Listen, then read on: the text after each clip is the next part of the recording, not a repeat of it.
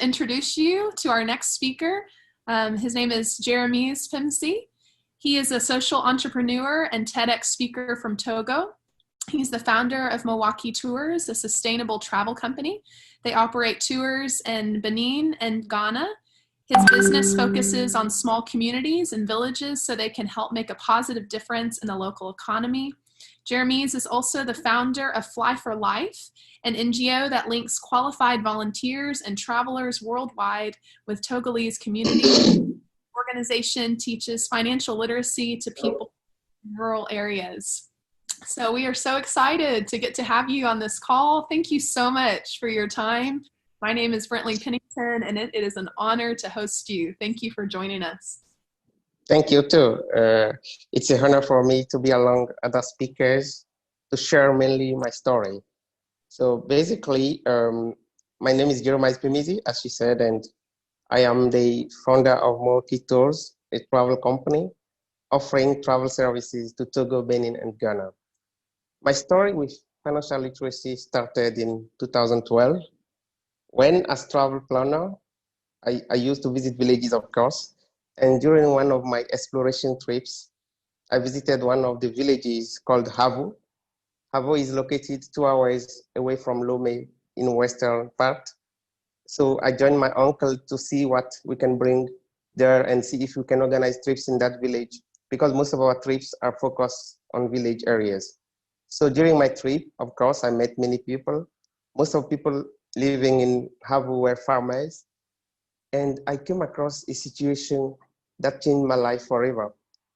I met many farmers, and during discussion with them, I came to notice that most of them had difficulties to manage their plans with the growing, the farms and everything.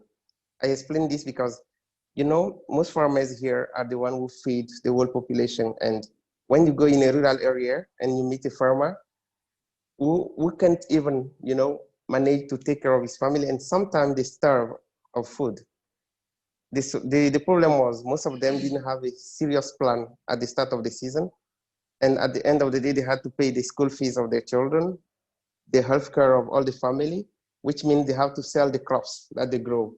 And at the end, they can themselves even, they lack food for the next season.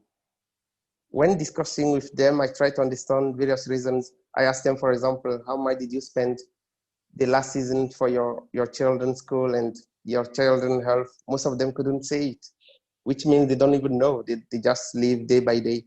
This situation, you know, I'm not a financial education expert, but I came to online, I read books, I tried to check what I can do. I got many online resources, and I decided to do something. So basically, the first part of the story was we wanted to do something in Havu, which was mainly trying to bring the topic as in discussion. So like we go in village, we organize sessions with farmers, we talk to them about financial literacy, basic techniques you need to, you know, we want them to be familiar with topics such as spending, saving, investing. And I had a volunteer from Holland that joined me. Her name was Lisette. And that's where the story started, right? I met Scott later on Instagram, actually, Scott Glasgow, the founder of Finmango. And I think that was a turnover on the project, because with Finmango, we were able to provide, you know, first of all, Finmango provided to us some training that enabled us to be able to know more about the financial literacy itself and the technical aspect of that. So Finmango was also funding trips, you know, to go to villages, which was a very huge help, because most of our people supporting us, you know, it's difficult and financially, and funding the trips enabled to touch more people. So basically we started with 2 cooperatives, women and farmers. It was not a competition, but in the village, most of the people were farmers, of course, and their wives. So their wives were into another cooperative. And as we were going on into session organization, we noticed that the women cooperative was doing very good, because they are more, this is not bringing a gender issue here, but I've noticed in mostly rural areas from my experience, women are more organized when it comes to money, and women are more serious. For example, with Finmango team, we came across a situation. We came to understand after the booklet we gave them, we came to understand that most of the expenses of the farmers were done on alcohol, for example, like apart from lecture. And even farmers themselves were surprised to see that they were spending so much on alcohol. So basically, we started the financial sessions. We go to the village every 2 weeks at least. And later on, the women challenged us because the women themselves started, because they understood the importance of saving. They started their own fundraising project. Every month they were giving 200 CFA. CFA will be, I think, 1/3 US dollar. And they were giving each every month. And we were like, wow, we didn't even tell them to do that because we didn't want to come as saviors and say, you need to save. Where would they take money to save? So with their small businesses, they were able to save that every month. And at the time we were like, with the Finmango team, we were like, wow, these women are very inspiring. So we decided to bring big up to the project going forward. And we decided to invest in the project, like bring more kind of fundraising project to collect some money. And most of the part of the project was being funded by Finmango, but my company, Mawaki Tours, we had some travelers who always visit the company, the village. They also gave some money. This shows how sometimes our businesses can help, support the cause. I'm very grateful of all the travelers, all over the years who have supported this project, and also mainly to Finmango, Scott Glasgow and his team. So at this time of the project, I'm very happy to tell you that the women, after 1 year, they were able to fund back because we gave them a loan without interest, and they were able to pay back all the money. And the next step of the project is starting in July. We plan to go more forward with bringing more money into the project because they have shown, a proverb in Africa says, when you are serious in small things, then you can go to huge things.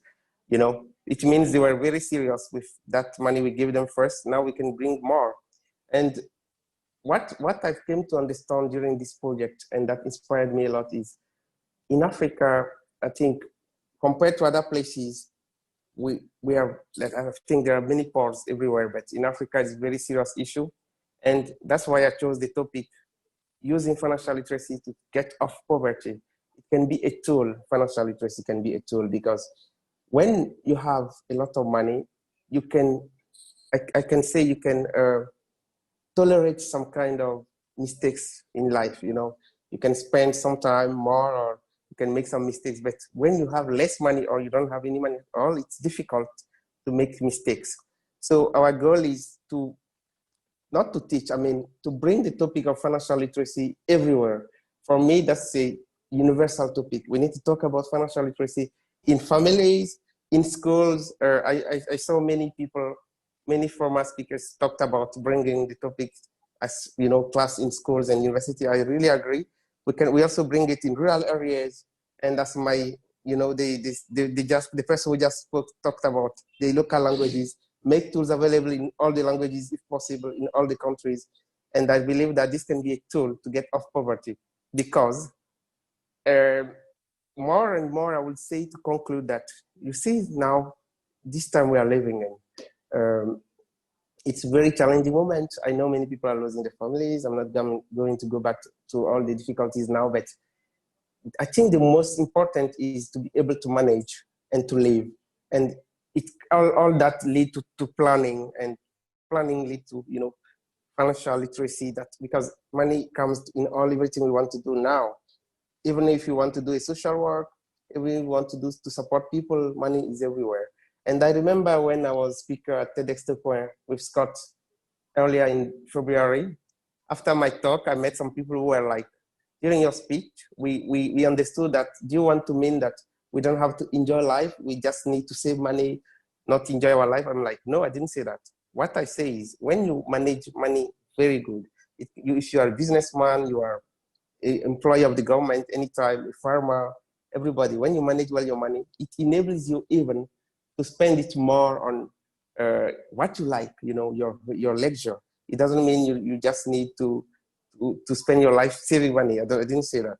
So for me, it's very important for us to be able to consider the financial literacy topic as other issues, climate change or terrorism. Sorry to bring that word, but I mean, it's a very important issue because if we don't do that, in some years, this lead, when you can't really manage the little money you have, this lead to other topics. That's how we cannot be able to also to manage forest. We are not able to manage water. And of course, this is leading to a disaster. So this is a call to all the people. I've seen so many amazing speakers during this talk, and I'm very happy and honored to be part of this. And I know many people are doing what they can. People from Tanzania, I've seen from US, from everywhere that have talked from India. I'm very amazed, and all these people something really nice. And I hope this kind of initiatives continue because we're going to change the world with extravaganza. I believe in this